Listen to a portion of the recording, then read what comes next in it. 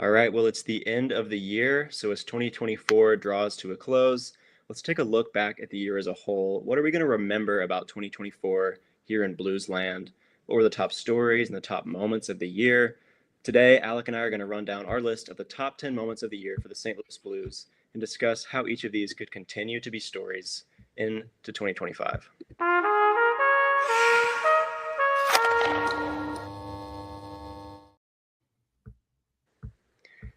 All right, here we are at the end of the year. Alec, how you doing? How was your holiday? How's your break going so far? Happy holidays. It's been really good. I've enjoyed being at home for a little bit, and I'm really getting ready for this Winter Classic game. And the Blues are playing pretty good hockey, and that Nashville game was kind of crazy, but it was a fun watch for sure. Yeah, I feel like that's sort of the story with the Blues. They're a little bit up and down, but like it's always fun. It's all like hmm there's always some action, it feels like. So glad It's it's like been the neutral good version of last year's yeah. up and down, but it kind of just left a bad taste in your mouth. Yeah, I'm glad it's lately it's been more on the positive side. So it's been cool. So today, as I said, we're gonna talk about the top moments of the year. Before we get into it, if you're new to Note News, we'd appreciate if you would like this video and especially subscribe to our YouTube channel and follow and rate the podcast wherever you listen. That helps us out a lot. So we appreciate those that have done that already and keep it going. And if you're really enjoying what we're doing here at Note News, we'd appreciate if you would share with friends and family, help get the word out. So that's the best way to support us. And if you want to follow along with what we're up to, we're on Instagram, Twitter, and TikTok at Note News Pod, where we post updates and breaking news, memes, and all kinds of other cool stuff there. So check us out there, and we really appreciate everyone that's done that so far. It's been a really fun year for us here in 2024 as we've gotten this thing started. So thanks to everyone for the support so far. We're going to keep this rolling right into 2025, but we've got a lot to talk about here. So I'll go ahead and dive into what we're doing. So Alec and I have curated the Note News list of the top 10 stories and moments for the St. Louis Blues in 2024. So we're just going to move down that list sort of in reverse order, in descending order from 10 to 1. We'll talk about what we're going to remember from this year, especially what we'll take forward with us into future years, and then also talk a little bit about looking ahead into 2025 with each of these sort of stories and moments of the year. What do we expect from those players or from those situations moving forward going into the year? So um, yeah, if you're tuning in live, let us know what you think are the top stories and moments of the year, and let us know what you think of our list, either the makeup or the order of it. Let us know in the comments if you agree or have any thoughts of your own. Um, as far as 2024 goes, yeah, we'd appreciate all that. But Alec, let's go ahead and dive in. Number 10, it's your boy. You're the number one fan of this guy. You've been preaching Jake Neighbors um, sort of fandom and support all year. It was like from the get, from episode one, you were coming in hot with your Jake Neighbors love and fandom. So at number 10, we've got Jake Neighbors emergence and extension. So he has been one of the highlights of being a Blues fan this year. It feels like he's really become a player in his own right, very, very popular among Blues fans, and that's been a pretty big story of the year. And he was so good this year that he earned himself an extension. So, looking back at last season, just to give a quick overview before we get into some discussion, in 41 games played from January to April, he had 24 points between 15 goals and 9 assists. He shot 17.9%, which is pretty impressive. And then so far this season, he's played 37 games from October to December. He's got 17 points, 10 goals, 7 assists, sort of on a similar, I guess, path, scoring at a similar rate as he was last season. Um, but I think we'd like to see a little bit more moving forward. Like to see him sort of maybe get to a new level, but it's refreshing or I guess encouraging to see him continue to be good. He really, it seems like, has carved out his role on the Blues as like a power forward, setting up camp right in front of the net and scoring a lot of goals doing that. Um, and obviously, sort of the big story with Jake Neighbors is that he earned himself a 2-year contract extension. at $3.75 million a year. So he'll be at least in St. Louis until 2027, when he'll be an RFA and he'll be eligible for a new contract, of course. And we expect him to remain with the Blues beyond that, but he'll at least be there until then. So, Alec, I'll let you take it away on the discussion piece. What are you going to remember about Jake Neighbors' year in 2024? Yeah, we can start there. I mean, I know you got a pretty cool Christmas gift, right? Yeah, I got a from a charity auction, an autographed Jake Neighbors stick, which I wish I had on me, but it's pretty sweet. Pretty sweet. It's real sweet. Yeah, I think the thing with Neighbors for 2024 was his emergence at the first half of the year into, the end of last season, when really he sort of turned it on at the end of last season and really helped that team make their almost playoff push. Came out as one of the top goal scorers and established himself as a physical, almost bully of a player. And that's really exciting because that's just a fun element to have on the team, I feel like.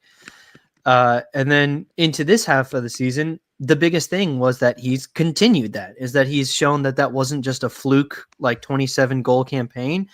As you said, he's got 10 goals in 37 games right now. So he's on pace to go north of 20 again, which is pretty much what you need, what you want from a guy like him. And that's exciting. The one thing I will say about Neighbors is that he's sort of taken that physicality maybe a little bit too far this year. 28 penalty minutes in 37 games is a lot. That is, I think, second on the team behind Shen, who has 30, which is not good.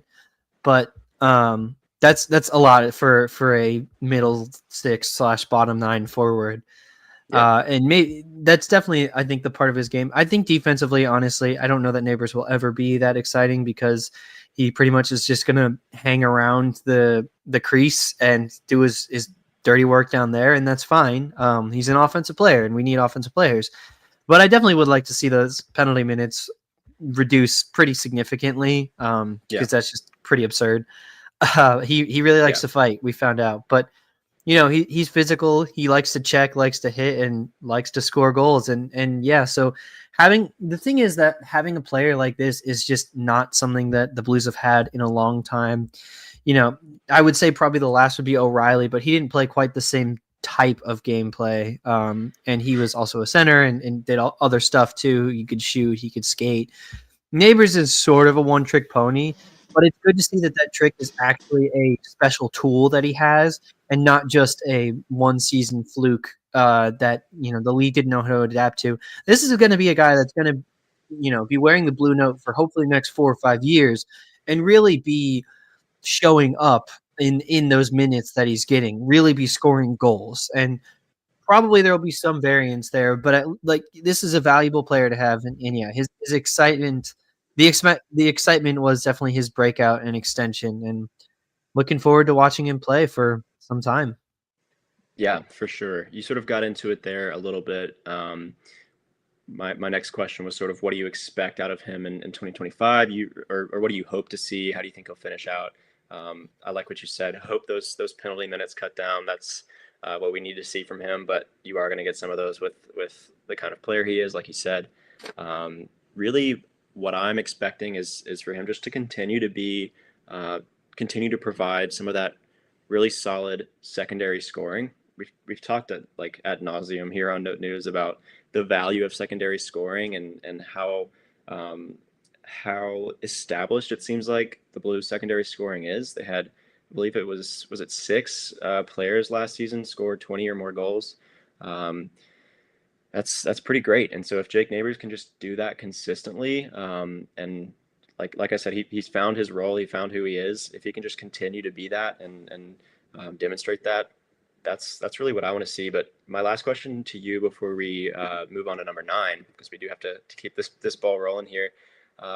Just real quick, what do you think Jake Neighbors' ceiling is? So if he does stay with the Blues, and fingers crossed he does for the remainder of his career, or at least through his prime, what do you think we'll see as prime Jake Neighbors? If I'm going to be honest, I think we are close to the ceiling of Jake Neighbors. I think a 30-goal campaign isn't out of the question for him. Yeah. but it doesn't feel like asking for more than that does feel sort of out of the question. I Yeah. don't think defensively he just doesn't really have the instincts, and offensively it just doesn't feel like this style of play could get much better than what we're getting now. And I'm okay with that. Like you said, if you can pencil in a player for arguably pen in a player every year for 20 goals, that is Yeah. hugely valuable.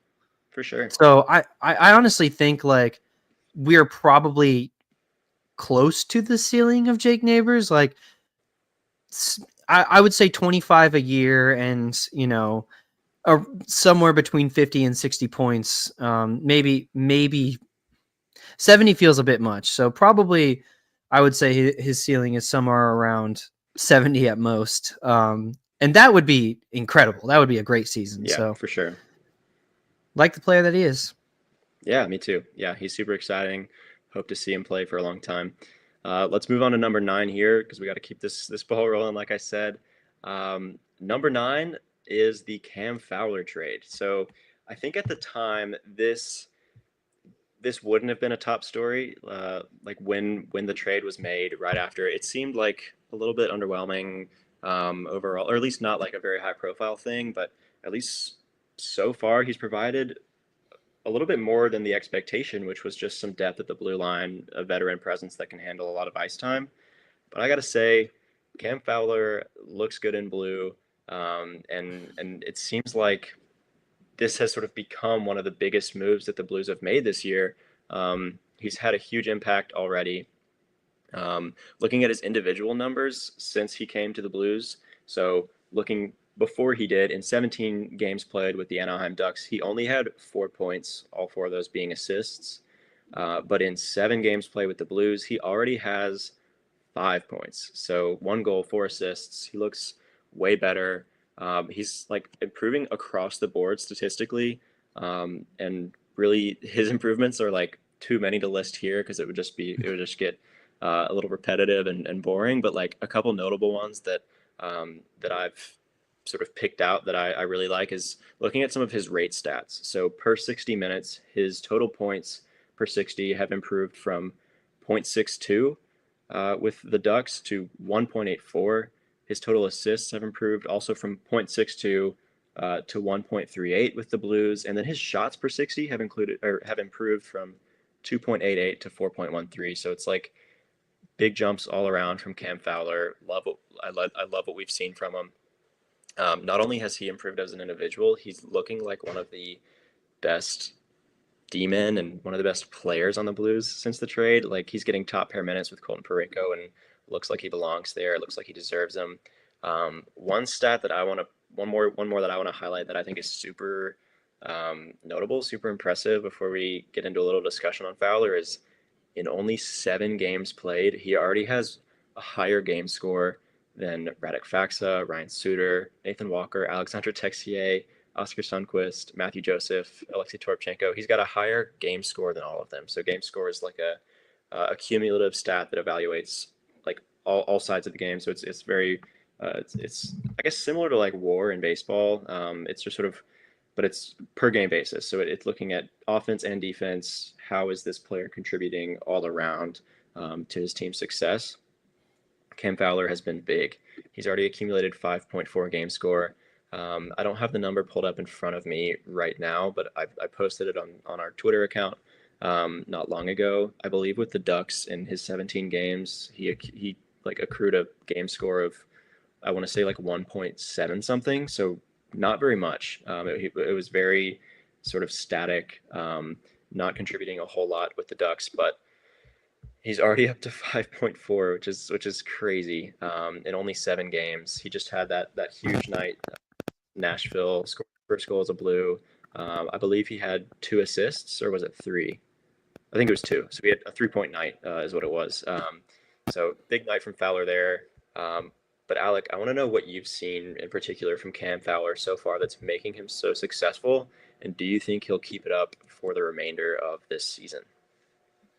I like what you said, how you started that with this at the time seemed like sort of an innocuous move, like Yeah. a whatever lateral move on the margins or whatever you want to call it, but has really turned out to be something super positive and exciting.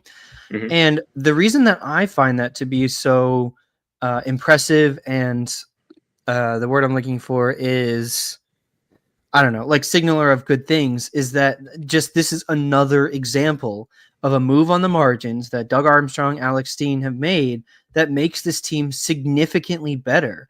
Yeah. Yes, we still think probably that a trade for a player like a Brady Kachuk or like a maybe Jason Robertson or, you know, someone with like real elite upside to complement Robert Thomas, who is already elite, would be the next step probably to make this team get over the humps, as to speak of, I guess, getting to the playoffs. So maybe that's not the right Yeah. term, but whatever. But this front office has still proven time and time again to make these moves on the margins that when you see like, oh, the Blues signed Radek Faksa, okay, the Blues trade for Cam Fowler, like really like another, you know, aging defenseman with a decent sized cap hit. What are we doing Yeah. here? And it's been nothing but extremely positive. You pair that with the rising talent on this team. Dvorsky was lighting it up right now in the World Yeah. Juniors. Yurachek, who isn't lighting it up, but is a first round pick with real upside. Jimmy Snuggerud, who we're both super excited for, Hmm. along with other like sort of sleeper picks. I know both. Shout out, check out our prospect episodes with Sam and Mike. Both of them, irrespective of like any interactions with each other, say that Uri Pekarchik is the guy to watch. Like there's Yeah. real talent in the Blues prospect system. Um, to you pair that with the ability to find aging talent, sort of like squeeze the last bits of talent out of guys like Cam Fowler or whatever. Hmm. That's how you make a really complete deep roster. And For so sure. what I've seen from Fowler is, I think you put it really well. Is just he's been an offensive force, maybe not like a early season Philip Broberg or like prime Pareko, but he's been a real positive offensively. For sure. And I do think it's sustainable because nothing about it seems fluky. Nothing about it seems like Jake Neighbors coming out of nowhere and scoring 27 goals just by playing strong when you can get bullied around. Like he's moving the puck really well. He pairs with Pareko incredibly well. Gives For a sure. better room and time for growth for guys like Broberg too. Like this just sort of passes the sniff test, passes the eye test, and is a really exciting prospect for the Blues as a franchise, and I think is something that I personally am obviously high on. And also like making this trade now in December versus at the trade deadline, you know, still gives the team time. Like if things go poorly, we could still sell. If they go better, we could buy again. Although I doubt they'll buy again, but they can still compete. Versus last year, there was such a question of like, what are the Blues going to do at the deadline? You know, it's probably a sell. Do they trade away Pavel Buchnevich? Will they trade away guys like Kapanen and Vrana who had expiring contracts?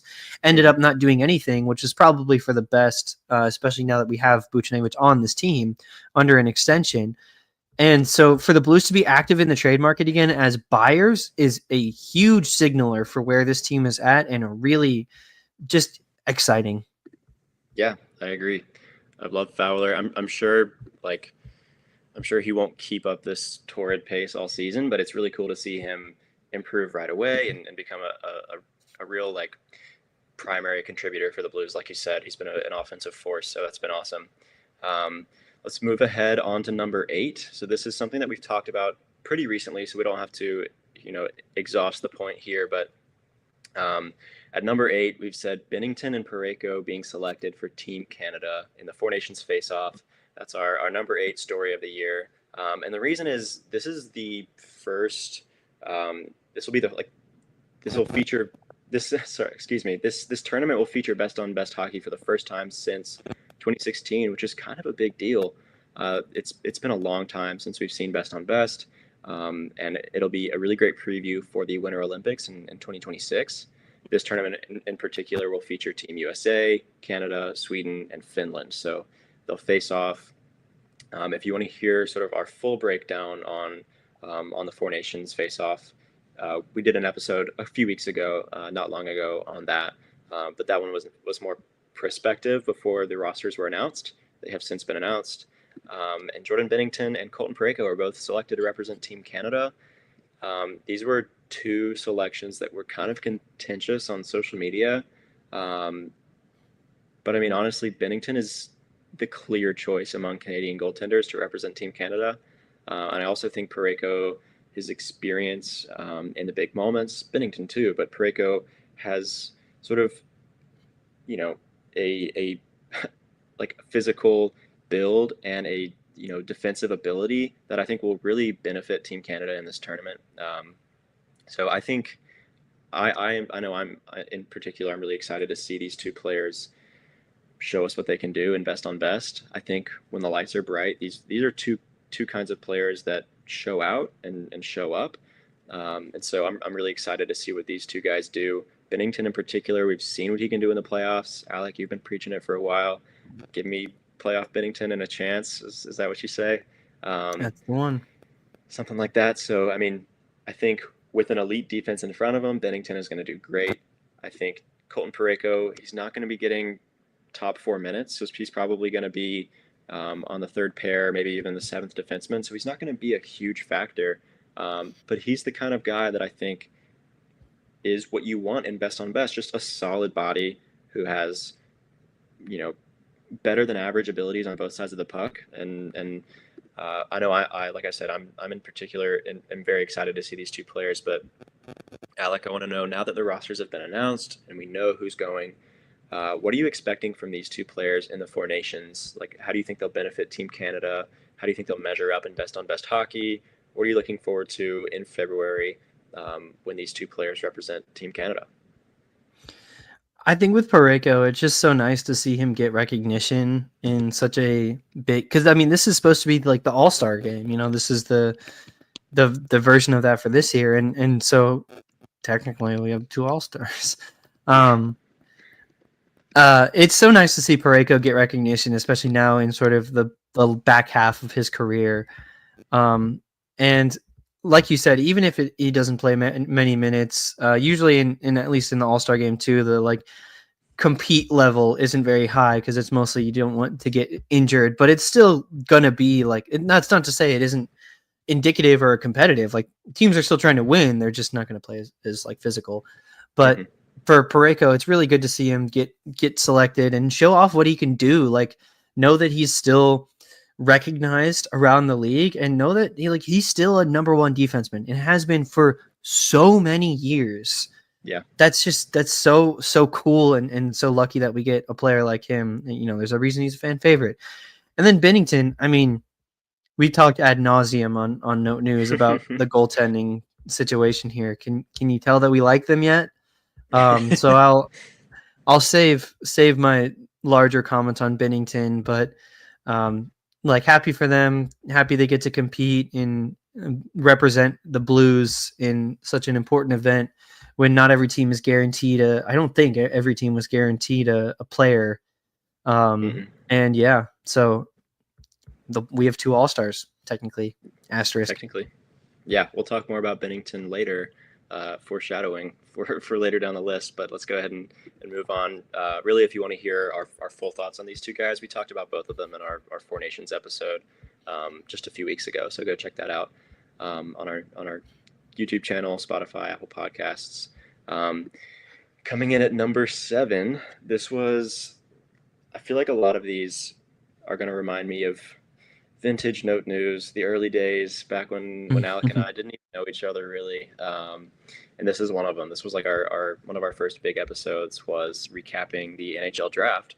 So at number 7, we've got the Blues selecting defenseman Adam Jiricek in the first round of the 2024 NHL draft. They selected him 16th overall, right? He's a Czech defenseman, very young. I believe he was 18 years old at the time. Is he still 18? Is he 19 yet? I don't know. I think he's still 18. But anyways, it was an interesting pick at the time, right? He spent most of his draft year sidelined. He had a knee injury, and so didn't get to play a lot the year leading up to his draft. Had a really good year the season prior, and profiles as sort of mostly an offensive defenseman, a little bit two-way, but mostly offensive. He's very mobile, a good skater. But really where he excels is moving the puck and passing the puck. He's got fantastic passing abilities, really good at passing through traffic, that kind of stuff. So Really, if you want to hear more discussion on Adam Yurachek, if you like want to hear us really get into it, Alex sort of mentioned it a couple minutes ago. We had 2 episodes, one with Mike Meyer and one with Sam, who on Twitter is at STL Analytics, both really good guys that cover Blues prospects. And so we dived into Adam Yurachek and other prospects there, including Dvorsky, Snuggerud, all those guys. So check out those episodes. And then if you want to hear our reactions to the draft, go check out one of those early Note News episodes as well. And also let us know in the chat what you think of our list so far, here 10 through 7. If you agree with any of these, think they should or shouldn't be included, should they be higher, stuff like that, just let us know in the comments as well if you're listening later. But Yurachek's biggest issue, it seems like, Alec, has been staying healthy. So as I mentioned, he spent most of 2023-24 injured, but he was recently injured again and missed several games. So he's currently playing in the OHL on the Brantford Bulldogs. He went down with an injury again, and really seems like this season he's back now. Yeah, he's back playing with Brantford again, and is playing now in the World Juniors. It's going so for him so far. It seems like he's kind of struggled to get it going this season. He's only played 6 games in the OHL. He's got 3 points, but he has 0 points in 6 international juniors games. So it's not quite what you want to see from Adam Yurachek so far. But I think some of that is just a lack of consistent playing time. If he can get healthy and just sort of get into a rhythm, I think that would benefit him a lot. But Alec, my question to you is, what do you want to see from him moving forward into 2025? There's not a whole lot to break down on his 2024.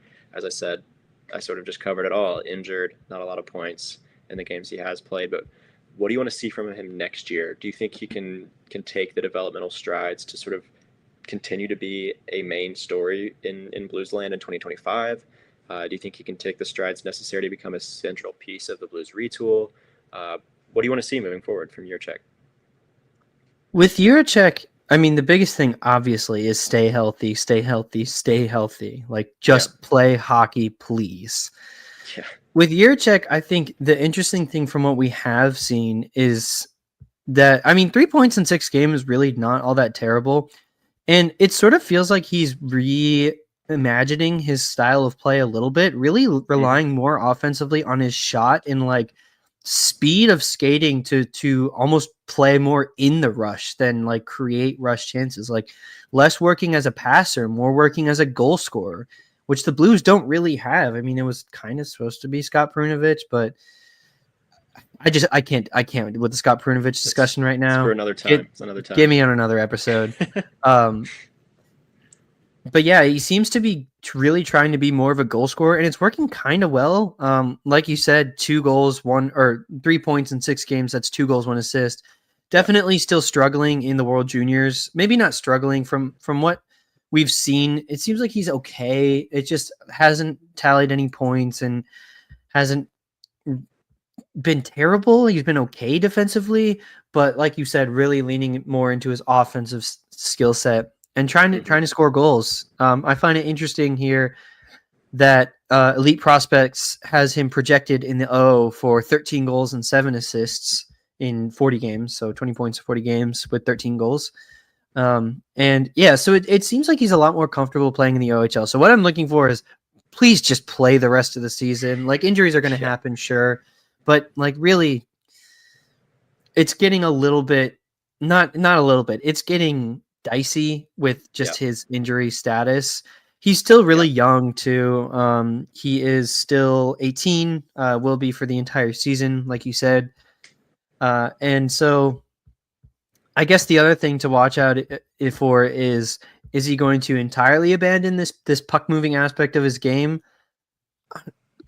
Asking my very humble and unprofessional opinion, I think he kind of should. It seems like it's actually working a lot better for him to be more of like a goal scoring offensive threat than like an assist heavy like his passing instincts, if I'm being honest, just aren't that good. I think if you go back to our pre-draft episode, actually kind of a tough look for me because I was raving about the Blues, or excuse me, the defenseman in the first round in the draft. I said the one guy I would not take is Adam Yurachek. And so it's been a little bit of an exercise in not trying to entirely betray how I originally thought and felt, and also still trying to appreciate like he's in the roster in the organization now. Let's try and get this guy to be the best version that he can.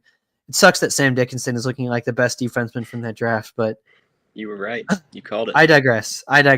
I mean, we're like half a year in though. There's still a lot to be determined there.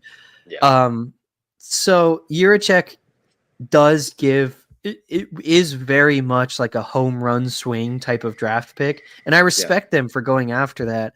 And honestly, I actually really like the progress that he's making in sort of this transition. So I want to see him continue to play healthy, and I want to see him put up some goals. Yeah, I agree. I want to see him stay healthy, but actually mine is a little bit different. I want to see him rack up some assists.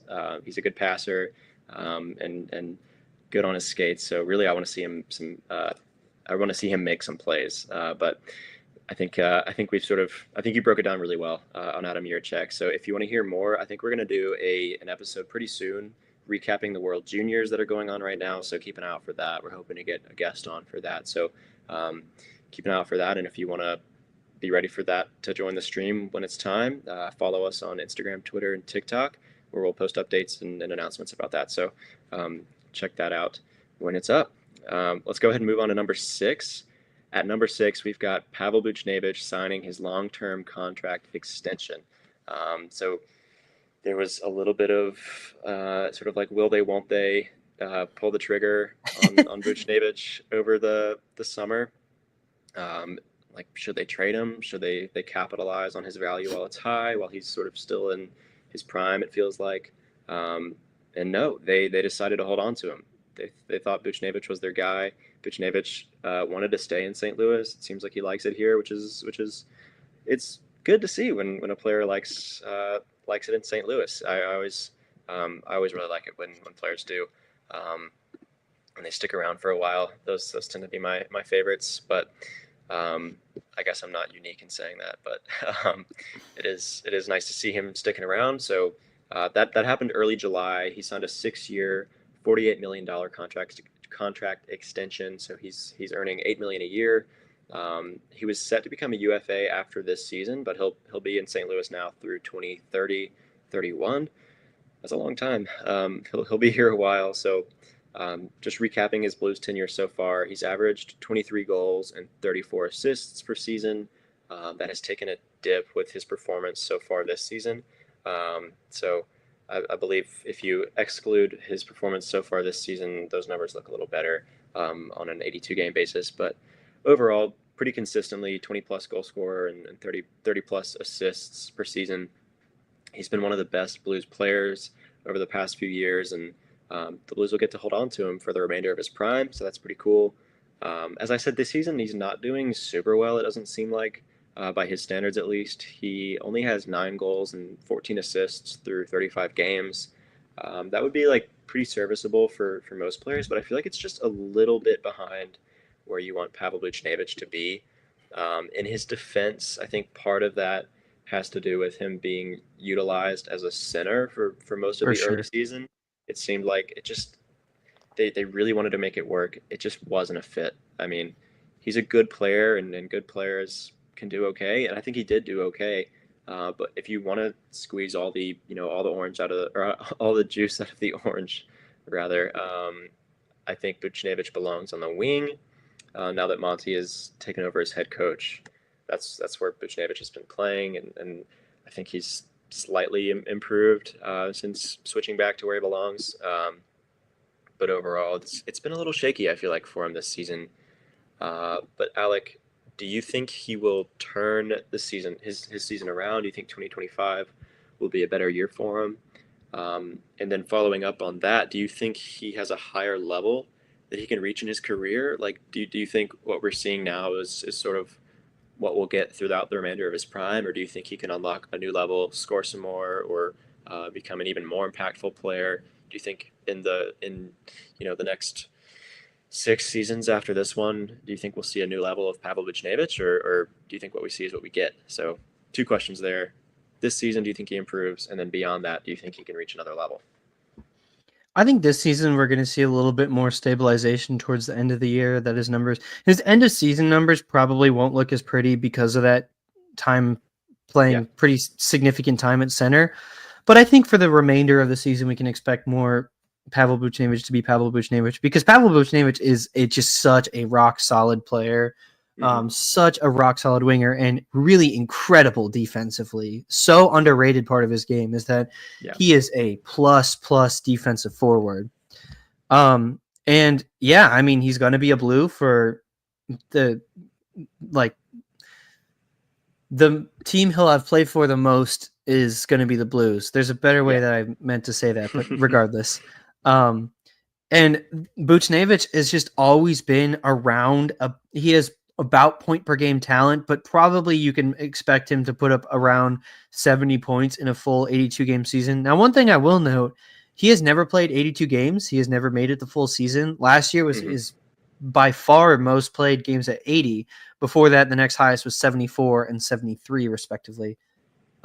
So probably a guy that will miss a little bit of time each year, but has the talent, should be putting up 70 points in a season, which is great, and could be putting up 80 points in a season, which is phenomenal. The one thing about his stats that stand out this year as sort of you would hope for some regression that the coaching staff can identify this is his shooting percentage is at 12.9%. That is the second lowest for his third lowest for his career. 2 years he Yeah. had around 10% and had bad years, ironically enough, but that was also when he was 22 and 24 years old. So he's 29 now, so right around his physical prime. And it in his career best season, he was shooting at a 15.1%. The year before, 16.7. The year following, 21.1. So if you can get this guy to be more of an offensive scorer than a creator, he is a good offensive creator, but he's a great offensive scorer. Yeah. Almost in my view, I see Buchnevich, and maybe it's just the Russian forward, but I see him as the Tarasenko replacement. But it's not exactly the same skill set. I think Tarasenko is a much better shooter, but Hmm. Buchnevich is a much better defender. But they sort Yeah. of fill the same role as a sniper. They just have different sides to their game. But for Buchnevich to be unlocked for this contract of his, I think he needs to go back to that role of being a Tarasenko player, playing on the wing Hmm. and firing pucks at the net with his really quick release and really great speed on his shot too. So in terms of this season, I would expect sort of a leveling out, maybe not a huge improvement, but a noticeably like good player for the remainder of the season. And for the rest of his contract, like into his age 30 and beyond season, the only thing I would really be worried about is sort of that injury. But he even when he misses time, it's usually only like a week or two throughout the season. And honestly, I would take that. Like his cap hit is a lot, but it's not unmanageable to be missing time at 8 million a year. And yeah, the fact that he is hanging around, the fact that you can, like I said, pencil in Jake Neighbors for 20 plus goals, that's valuable. If you can pencil in a guy for 70 plus points, that is a really, really nice piece to have. It would have been it would have sort of helped accelerate the timeline of potential of this team if they had traded him away for picks. Yeah. And at the time, I honestly thought that was what they were going to do. But now that this timeline is sort of already faster than we sort of thought it was going to be. Also, I Hmm. should mention, excuse me, like first round picks and everything are great, but nothing's like a guaranteed. Yeah. The Exactly. only thing guaranteed is like NHL talent that you've seen. So to have Buchnevich on this team is just so massive into making this retool a lot quicker than it probably should have been. And so Yeah. it's awesome that he's on the team, and he's an awesome player. For sure. Yeah. I just want to echo something you said. It seems like if there's an issue with Buchnevich beyond staying healthy, it is trying to be someone he's not, or and trying to be the kind of player he's not. And in some ways, that boils down to coaching, right? Like you already sort of broke it down, and I mentioned it earlier. His deployment as a center, just that's not the kind of player he is, and the way they wanted him to play, and they were trying to have him play early in this season just didn't make sense for Buchnevich. And so in 2025, I want to see him, like you said, go back to who he is and the kind of player he is. And I think he can reach a new level of production if he really just finds that. Like you see that with athletes all the time, right? I know we I know we do a lot of parallels with Cardinals baseball, but like Sonny Gray, for instance, it seemed like it took a while for him to become Sonny Gray. He was a good pitcher, but once he found like who he is and what he does, and focused on being that, like that's when he became Sonny Gray, right? And I think that's what I want to see from Pavel Buchnevich is just be who you are, and focus on that, and that's how you're gonna. I mean, be the player you are, and that's how you're gonna, you know, get the most production possible. And again, some of that boils down to coaching. I want to see from Monty and the front office and the coaching staff. I want to see them make room for Buchnevich to do that, and be the kind of player he is. I want to keep this rolling. We're here at the 40-minute mark, so let's move right along. We're into the top 5 now, and I think Alec, this next one. This is your chance to go wild. We've been talking a lot about this lately, so I'm just gonna say a few things and get out of the way and let you fan out for a moment. Mhm. At number 5 this year, one of my personal favorite stories so far this year is Robert Thomas emerging as a top player in the NHL. He has really established himself as one of the NHL's elite two-way forwards, one of the NHL's elite playmaking centers. He is by far the Blues' best player, and between the end of last season and the start of this season, he's just been insane. He's already drawing comparisons to players like Alexander Barkov. When you're doing that, you know you're doing something right. And I think a lot of that has come from you and me. I want to say like that's something we've been saying a lot, but it's true. Like his production is very similar. It mirrors Barkov's production in a pretty interesting way. So I will say this season it seemed like he got off to a slow start by his standards. In his first 13 games between October and November, he only had 2 goals and 8 assists, so 10 points. But he has just unlocked something in December. In 12 games played, he already has 6 goals and 12 assists. He's brought himself to over a point per game. He's got 28 points through 25 games played. Alec, I'm going to step aside. I just have a couple questions for you. Like, what is his ceiling? Like, has he reached it yet? Is this who Robert Thomas is, or are we going to see something else from him in the future? Do we think he can get a Selke trophy? Do we think he's going to break 30 goals? Do we think he's going to break 100 points? That was my bold prediction at the beginning of the season. Just a lot. Just go wild, man. That's a lot of questions, but what do you got? What do you got? Yeah, I want to start at the first thing you asked because I think that's the most exciting part of this. What is his ceiling? After how watching him play since he's come back from injury, especially, I don't know. I don't know what his ceiling is because he has gotten consistently better every single year. Yeah. So, and is still looking like he's improving. And right now he's over point per game. Is 100 points out of the question? No. At this point, I almost expect him to he's closing in on 100-point pace. Obviously, probably won't get there this season because of the significant time he missed. But, you know, in a season when he doesn't, I forget what the injury was, break his leg, or I'm not sure. When he doesn't suffer some major injury, 100 points is in the question for sure. I've made the claim several times on this podcast before that I think he's the best passer in the league. Maybe true, maybe not. It's definitely a little hyperbolic, and I'm obviously biased, but he's certainly up there. Has always had that's always been his number one trait is his playmaking ability. His skating can do just enough to, and he's so intellectual that he knows exactly how to draw defenders. He'll get like 3 guys on his side of the ice, find the perfect outlet for a seam pass, and it's Jordan Kyrou ripping it home, who is no longer missing the net now and is finding the back of it. But yeah, also he's making like what, $8.5 million again. I can't. 8.13.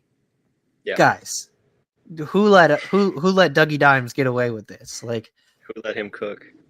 Anyways, I don't know what his ceiling is, seriously, because he's been getting better every season defensively.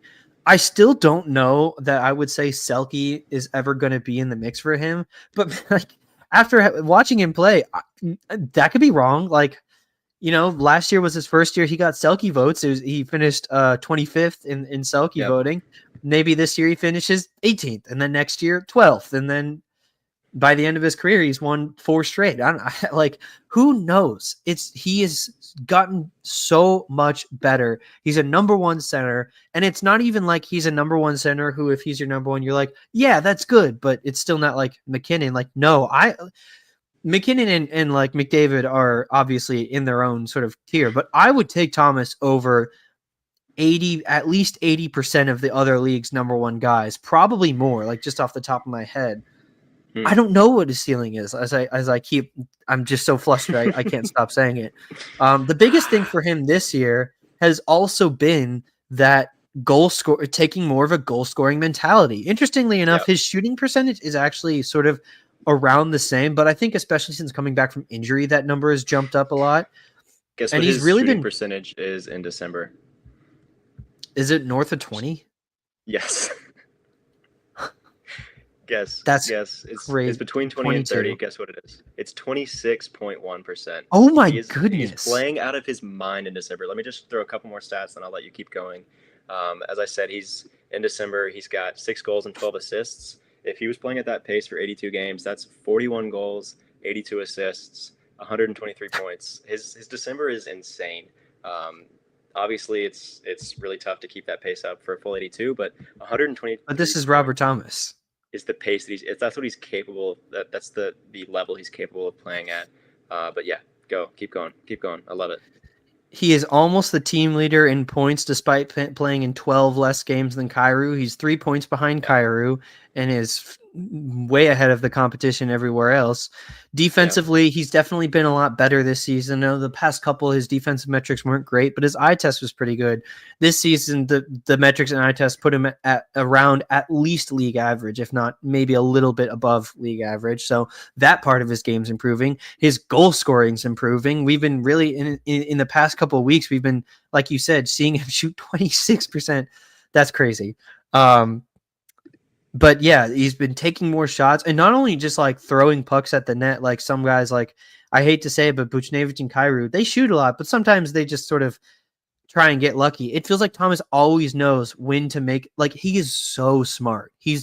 That's probably his best tool, is he's so smart, and his hockey IQ is just off the charts. That combined with a plus skating ability, a plus shot, and a plus passing and playmaking ability, the sky is the limit for this guy. And just, I don't know. I don't even. Okay, it's tough in a league with the talent that we have and the talent that's coming up. I don't know that like a Hart Trophy is ever going to necessarily be in the conversation, but could he finish the season as a finalist? Yeah. It's awesome. He's awesome. Yeah. He'll be the next fantastic Blues captain. He'll be a Blue for his entire career. Celebrate this player while we have him, please, because he is just incredible. Yeah, he's only 25 years old. I'm going to say he does. He's 25. Yeah, he's 25. I'm going to say he does win a Selke Trophy. Hart seems a little rich, but I think, especially when you're playing with the competition he's playing against, but I think Selke is something he's definitely capable of in his prime, which he might not even be there yet, which is insane. He's gotten consistently better every year and is showing zero signs of slowing down. Yeah. It's crazy. Yeah, I think we could talk for a full hour episode about this, so we should maybe do that later, but let's keep it rolling here. We're here in the top 5 now. We're up to number 4. If you're watching or listening, let us know what you think of our list so far. And as we move through the top 5, let us know what you think of our list. Do you agree? Do you think something else should have made the list? Do you agree with the order? Just let us know your thoughts. But at number 4, you've got Alexander Steen being named as the successor to Doug Armstrong. Alec, I mean, this was an early note. This was like our first emergency episode. It's got me feeling sentimental about Note News. This was in June of this year. They announced that Doug Armstrong signed an extension to remain as president of hockey operations through the 2028-29 season.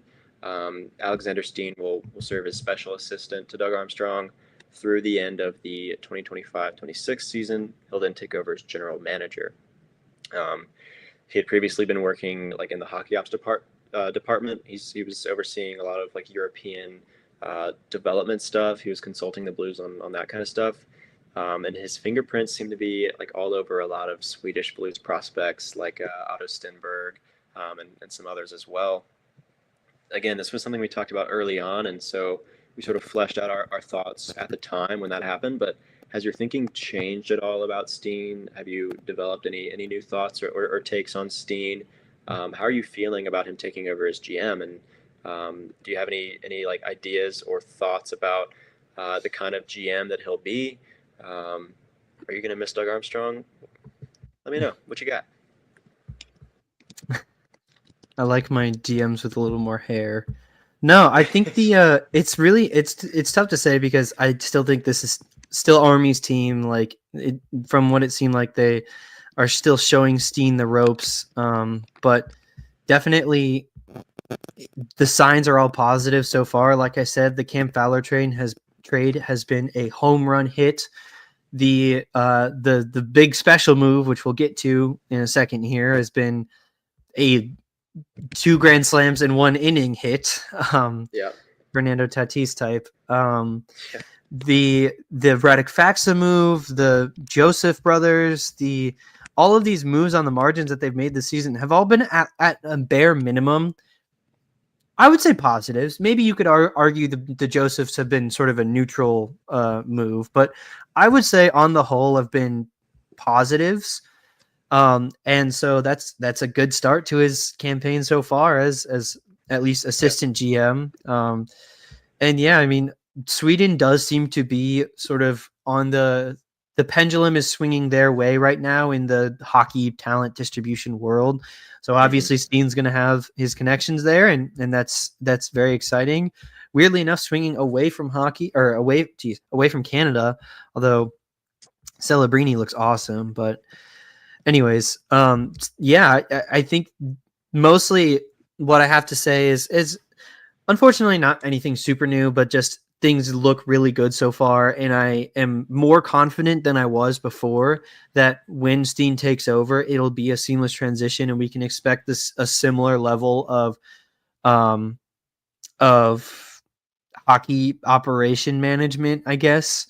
Yeah. And so I'm excited for Steen's tenure. I think Doug Armstrong, after the dust is settled, I know a lot of people are unhappy with him right now just for sports fandom, but I think we'll all look back on his tenure very fondly, even like 5-10 years down the road from now.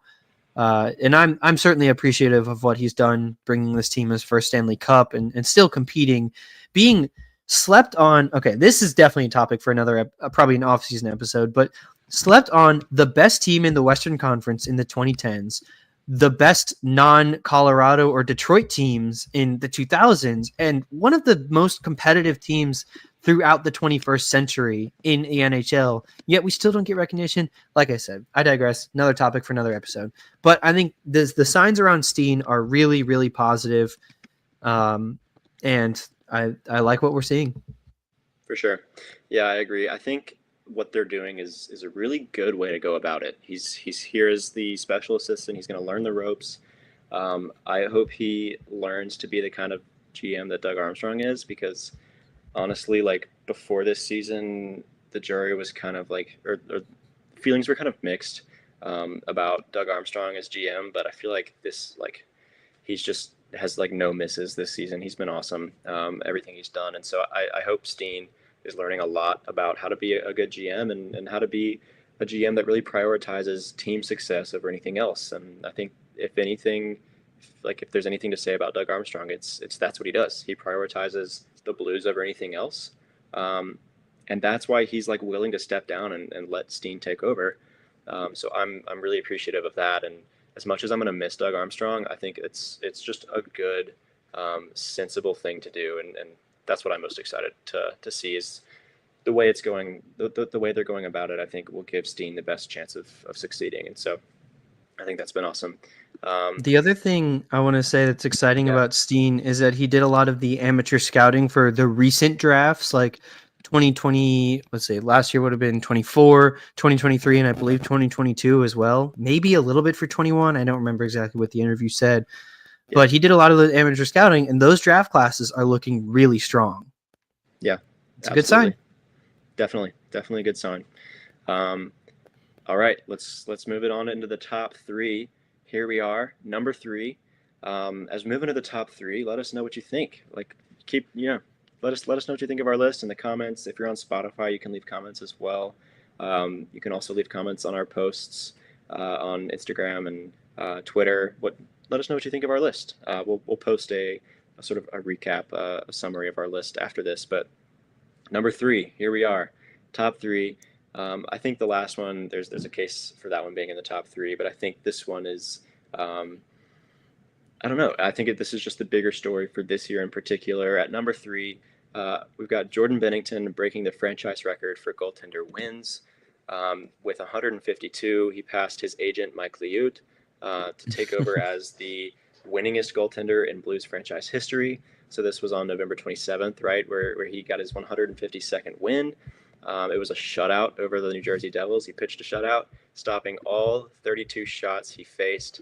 It was just a fantastic performance. It was really cool to see him do that with Jake Allen on the other bench, right? So I think that was kind of special to see. But it was a good game, and it's been a great career for Bennington, who in 306 games played as a Blue, he's 154 and 107, so he's got a winning record by quite a bit. He's got a 907 save percentage on his career, a 2.8 goals allowed average.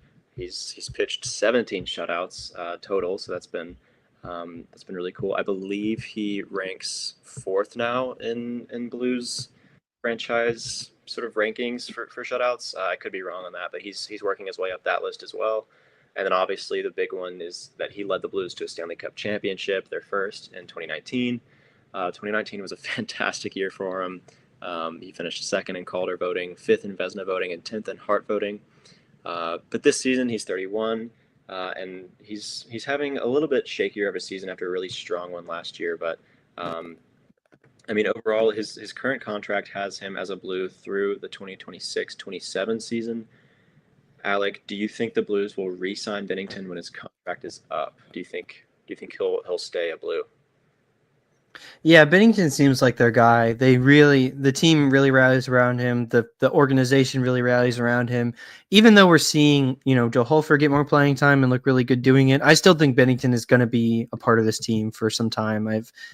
Um, at this point, now that the Blues are sort of emerging out of this retool period, or at least now that we know that we're heading in a positive direction out of a retool period, that it seems like, yeah, Bennington is their guy, and I think they will re-sign him instead of trading him. And I also just want to say that I always, you brought it up earlier, I always bring up, give me playoff Bennington and a chance. The reason I say that, I mean, his career playoff numbers, he has in the playoffs, a career 910 save percentage, 273 goals against. I mean, you can do the math. 1,090 saves on 1,198 shots, but really takes over games, and especially aside from the 2020 playoffs, which were just really weird, anyways, where he really struggled. His stats get even better. I'm not going to necessarily butter knife that, but my goodness, last time he played in the playoffs, his save percentage in 6 games, 949. That's like. That's absurd.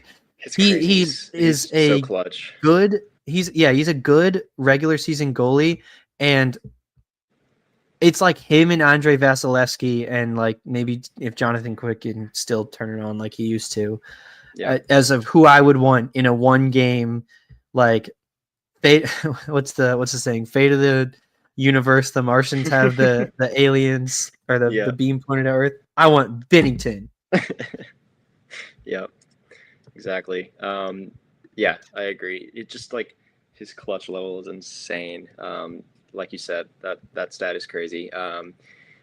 My other question for you: Do you think I mean, 31 is like about the age that goalies reach their prime. Do you think we've sort of seen the best that Bennington will get? Um, I think like my thought is regular season, maybe so. But then, yeah, playoffs, he's out of his mind. Like, do you think he'll reach another level in his career? Do you think a Vezina Trophy is in the conversation for him? Um, and then, what do you want to see in 2025? So, as we close out the year, what are you looking for next year from Bennington? A couple questions there. Regular season Bennington is tough because goalies are weird. But I think we've all seen in the playoffs, we've seen Bennington unlock another level. Can he consistently do that in over like 60 games? Maybe. I don't know that I'm necessarily projecting that, but I don't think it's out of the question either. I'm kind of just throwing up my hands and saying goalies because goalies are weird, man. But I Yeah. think definitely you can expect some playoff moments from Bennington as this team, knock on wood, will make the playoffs into the future and have several playoff runs. I think that's where he's really going to earn his keep, sort of, and Hmm. um, arguably, I don't know. Actually, I'm not going to go there, but I don't know if I would say he has another level in him, unless I don't think it's out of the question. I don't think it's Yeah, likely, but that's I fair. think probably he's going to be around 900 to 910 save percentage on the season, which is totally fine. And like I said, really make his money in the playoffs. And then I'm sorry, you also, oh, what do we expect to see from him? Hmm. I think his stats have sort of leveled out a little bit into the year. Right now, he's still at an 898, 288, but he's had some recently had a really good game and seems to be settling in a little bit more. So I think what I want to see is just him to finish over 900 save percentage. Is sort Yeah, of all I, and honestly probably get those wins up right now because right now his win loss record is not pretty. not at all. He's hovering like right under 900 save percentage, so I think a few good months and he's there. Um, I think what I want to see from him in 2025 is pretty much the same as you. Just level out, make this year, make the rest of this season respectable, and be the goaltender that we know you can be. Um, I think goalies a lot of times just have up and down years. Last season was a big up. So far this season it's been a little bit down, but I think that's okay with where the Blues are at. I'm just hoping that the next, like next season when I think they can really uh, be more competitive, and then in the season after that, I hope he sort of finishes out his contract, his current contract anyway, as like as good as he can be. I guess I hope his next sort of rise, his next sort of high level of performance coincides with that window opening back up, and so that's what I'm hoping to see from Bennington. Um, all right, He is up yeah, to positive goals saved above expected per Money Puck, yeah, 5.4 now. yeah, which is That good. used to be very negative, and now it's in the positive. So Yeah, there's stats. He's been playing better. stats are a thing. I will say this sort of connects with what we'll talk about pretty soon here, but I think Montgomery is coaching um, the Blues to be a better defensive team just in general, and that's helping out Bennington a lot, and so I'm hoping that continues throughout the rest of the season, and he's able um, to improve like we've been saying. But let's go ahead and move on. Number two is Jim Montgomery signing his 5-year contract as head coach of the St. Louis Blues. Um, this was kind of crazy. It was a whirlwind. This was super exciting when it happened. It's still pretty exciting to think about. We have Jim Montgomery as the head coach of the St. Louis Blues. This happened just in November, about a month ago, when the Blues dismissed head coach Drew Bannister and replaced him with Jim Montgomery. They signed him to a 5-year contract. I was expecting it, if they did get him, to be a little bit shorter than that, honestly. Like maybe a couple years, 3 years, something like that. But uh, they found their guy, I guess, and they're committed to him for a while.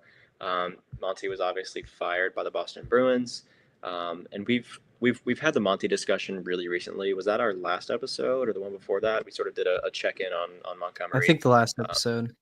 yeah, and so we don't have to really exhaust the point here, but overall, I think they've looked more aggressive offensively, at least like really early on. They sort of have been a little up and down so far, but have looked more aggressive, have looked more defensively sound, as I just mentioned. Special teams are continuing to struggle. Penalty kill, I believe, has taken a tiny step forward. Power play, if anything, has taken a step back and is still performing way under league average. And so that's not what you want to see. And my question to you, Alec, and I'm going to answer it for me first, but you know, what do you want to see from Montgomery in 2025 throughout the rest of the season? Can he help turn the season around? What I want to see is improved special teams play. I think sort of like at 5-on-5, he's done a pretty good job of coaching the Blues to be a better team, which I've enjoyed seeing. But special teams just continue to be an issue. I think in some part it is a roster construction issue, because this has been a chronic issue for the Blues, right? So it's been tough. But what do you want to see? Do you agree special teams? Anything else you want to see from Monty in 2025, and then throughout the rest of the season, but also into the future as well? I'll start on that last point on the bad here on the special teams. I will say the power play discussion is tough for me to have, and I think I just have to admit that I don't know what I'm talking about here, because I think the power play actually looks a lot better. I think they're really moving the puck well. They're creating a lot of high danger chances, but they can't finish. They can't put goal pucks in net. So you can't really say that it's better, even if it looks better. But I, at least as a fan, have much enjoyed watching the Blues power play. It feels like they really are more comfortable moving the puck, even if they're not scoring goals. The penalty kill has taken a slight jump. It was 25th in the league, but since November 24th, when Montgomery was hired, it has jumped to 22nd in the league, and it's right sort of in the same cluster, but putting a little bit of distance between them and some of the really bad teams. And I do think actually that could improve some, because the Blues have been a heavily penalized team in the month of December, and really kind of dumb penalties, a lot of dumb penalties from Schenn. I don't know if I would say they're dumb penalties from Neighbors, but aggressive penalties from Neighbors. A couple of bad plays from Parayko and Buchnevich have sort of happened. So I think just the overall power plays they're allowing has made that number sort of dip some. I actually think the penalty kill could probably get a little bit better. I don't think it's going to get massively better, but I think they can at best find their way into the top half of the league, which is a lot better than where it was at 25th. So, that's something. But I do think in terms of, so to me, if I were doing sort of a tier list of these top 10 moves, I would put this one in our number one list as SS tier things, or S tier, and there's a gap in between hiring Montgomery and our next one and the rest of the stuff we've talked about. That like you said, the special teams have been bad, but I think there are signs to get better, and the level of compete has been really high. But sort of zooming out and taking a broader look at this, how do you get a Jack Adams winner a year and a half after that for a massive contract? He's going to be around. He's going to be here throughout the retool. This should not happen. What a dumb blunder by the Bruins that we get to profit off of now. And now we get to have who we all know, and pretty much everyone in the league knows, is one of the best head coaches in the NHL right now, a young-ish mind who can stick around for pretty much as long as the team is good, if we're being honest. At some point, there will probably be an update in the system and a need to move on. But, Montgomery's probably going to be around for a decade, at least. This is a huge, huge deal. And in terms of this season, I think we sort of broke it down on the episode he got hired pretty well. It's exciting, but I'm not sure that it's going to make a huge difference in terms of outlooks. Maybe it gives us a better chance to it does give us a better chance to reach the playoffs. I don't know if it gives us a good chance to reach the playoffs. But I really like how this sets up the team going into the future, into 2025 and beyond. So what I would expect is improvement, and just I still just can't believe we got him. This and the other thing are just like in a league of their own in terms of how much this helps the team. Yeah, for sure. I don't have a whole lot to add there. Excited he's here, and hope he can hope he can usher in a new era of Blues hockey for sure. But let's go ahead and finish out our list with the number one story, the number one moment of the Blues in 2024. You've probably guessed it by now, but here at number one, we've got Philip Broberg and Dylan Holloway signing with the Blues in a historic double offer sheets move. We signed them away from the Oilers. I say we. The Blues signed them away from the Oilers as RFAs on 2-year contracts on offer sheets. This was back in August. The Oilers obviously declined to match those contracts, so the Blues gave up a couple draft picks. They acquired both young players, and I think we were like, well, I know we were very excited when it happened. That was some of our biggest episodes so far as Note News, and so that was really, really fun to cover that. But I don't think we didn't expect this. Like, who could have expected what we've gotten from Philip Broberg and Dylan Holloway this season? They've both had fantastic seasons. They've taken huge strides developmentally. They're establishing themselves as two of the Blues' best players this season. Like, it's insane. It's been absolutely ridiculous what we've seen from Dylan Holloway and Philip Broberg. Alec, if you'll indulge me, I think I'm going to fan out for here. I mean, like Philip Broberg in particular, obviously had a fantastic beginning of the season, right? His first 6 games as a Blue, he had a point in all 6 and had yet to be on ice for a goal against. So really great two-way start from Philip Broberg. I mean, he's like become my favorite player, honestly, on the Blues. Like in 12, let's see, I'm trying to find the stats here. He was drafted like 8th overall, first round draft, first round of the draft in 2019 by the Oilers. And last season was like didn't really have that good a season, and like has already surpassed his totals from last season.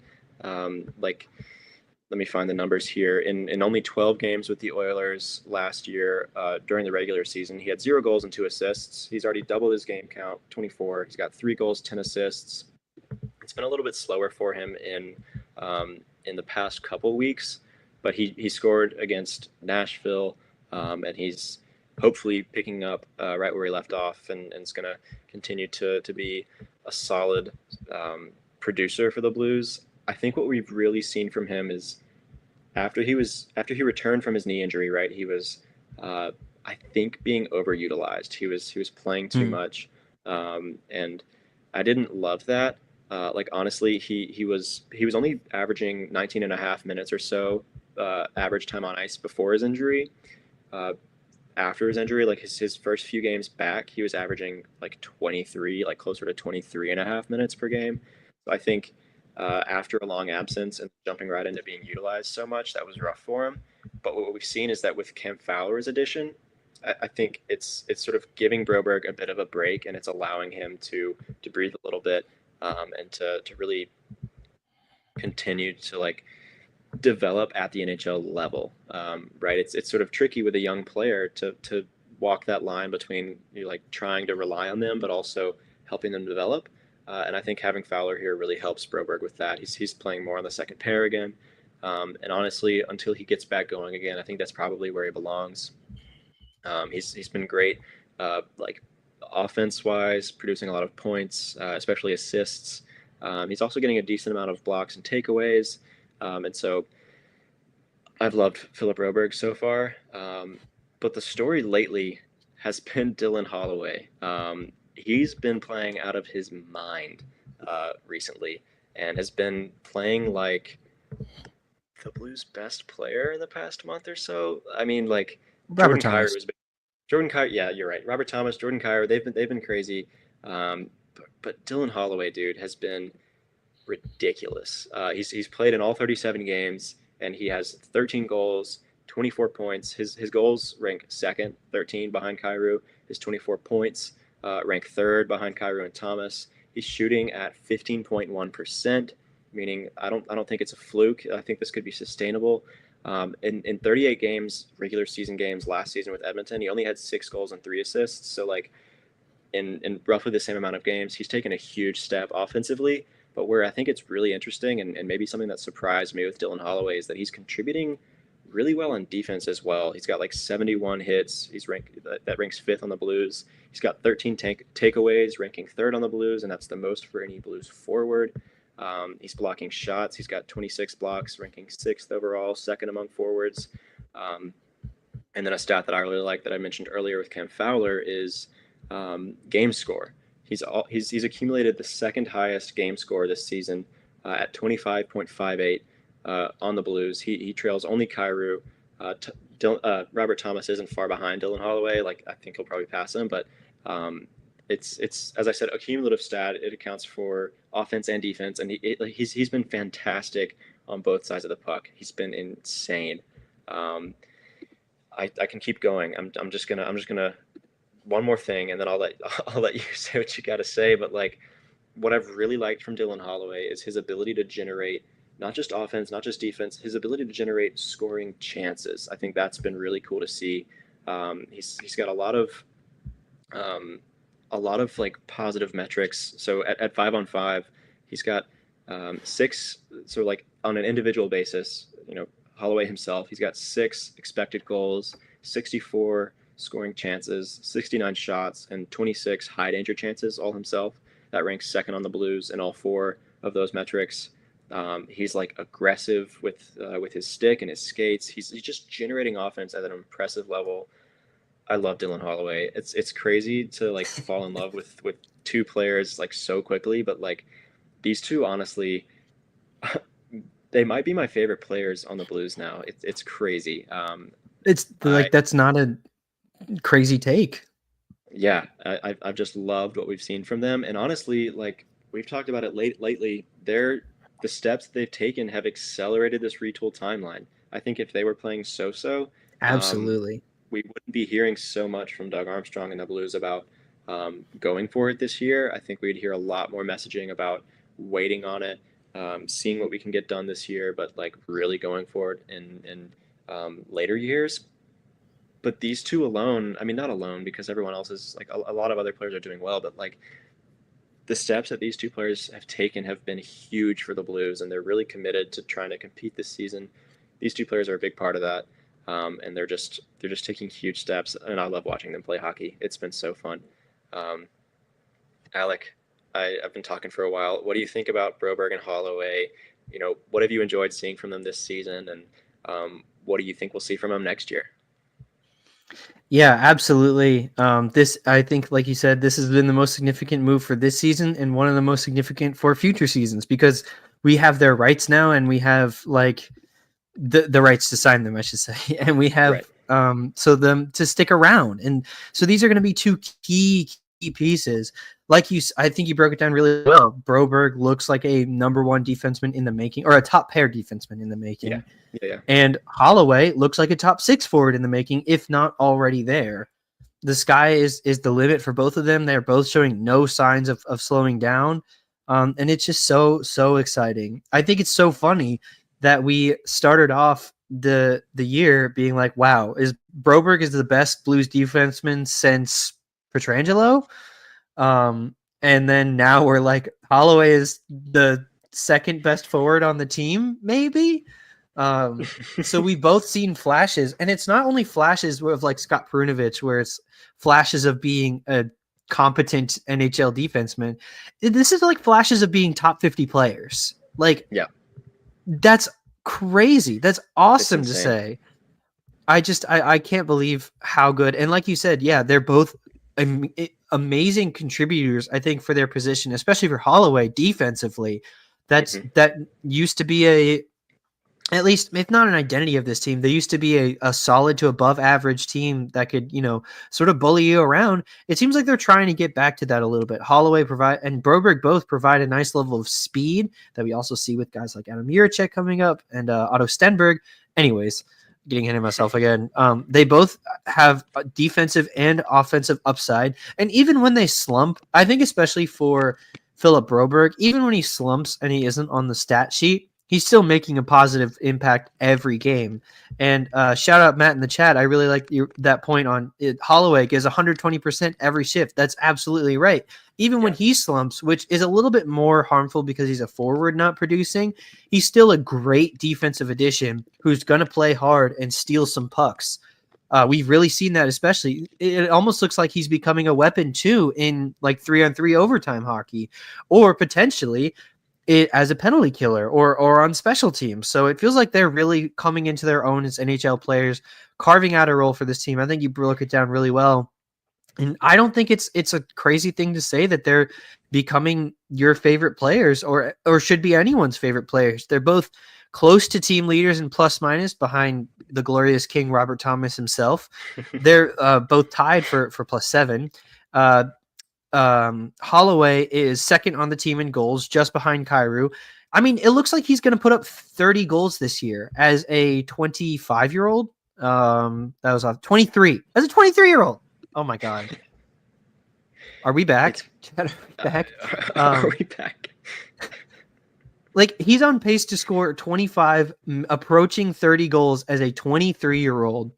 And Philip Broberg is on pace to put up a 50-point season despite missing a month of play. Like, and this, again, they are just starting their aging curve. This has set our retool forward at least like half a year on these two players alone, if not more. They're gonna be staple pieces of the team going forward. You got them for such a cheap amount, and yeah, they're gonna get paid. But I mean, first of all, they're probably gonna get paid this offseason, which means that they're gonna get like a Robert Thomas deal, which will be a lot. But then when they score 100 points, it's gonna be nothing. But yeah, they deserve it, and they've just been so awesome. Even when they're not playing well, they're still so helpful to this team. Like, it's just great. Yep, love that we have these guys able to watch them play for the Blues. It's been awesome, and I think really they've just benefited from the chance to be a consistent NHL level contributor. Both of them have been fantastic. Like you said, we don't need to exhaust this point anymore because this is already our longest ever episode of Note News. So you can go ahead and wrap it up. But what better way to end the year than have a long episode like this? This has been a lot of fun. Yeah, so lucky that we have Robert Thomas and Jordan Kyrou and these two guys and Monty as our head coach and Benner as our goalie. It's Blues hockey is, as you said on Christmas, Alec, it's the greatest gift of all is to be able to watch Blues hockey. And so we're really grateful for that. And we're also really grateful to everyone for a great 2024 here on Note News. This was our first year. We haven't been doing it for a full year yet, but this is, 2024 has been our first year with Note News. And so we really appreciate the support. Thanks as well to Deal in the Cards, which is our sort of parent podcast, I guess you could say. We're an affiliate of Deal in the Cards, so if you like the St. Louis Cardinals as well, go check them out. They do a ton of great work covering the Cardinals, so shout out to them for getting us started here. We appreciate that. And if you haven't already, we would really appreciate if you would like this video, subscribe to our YouTube channel, follow and rate wherever you listen, Spotify or Apple Podcasts. And follow us on Instagram, Twitter, and TikTok at Note News Pod. Let us know what you think of our list, this top 10. Any honorable mentions that you think should be included, or do you think the order should be different? Anything that we left out or shouldn't have included? Let us know your thoughts on our top 10. But yeah, like I said, thanks to everyone for a fantastic 2024, and we're going to keep this rolling in 2025 and hope to reach new heights for Note News, and hope the Blues reach new heights as well. But we'll see you next year. This has been fantastic. Thanks for tuning in to Note News. We'll see you next time, and of course, let's go Blues. Let's go Blues.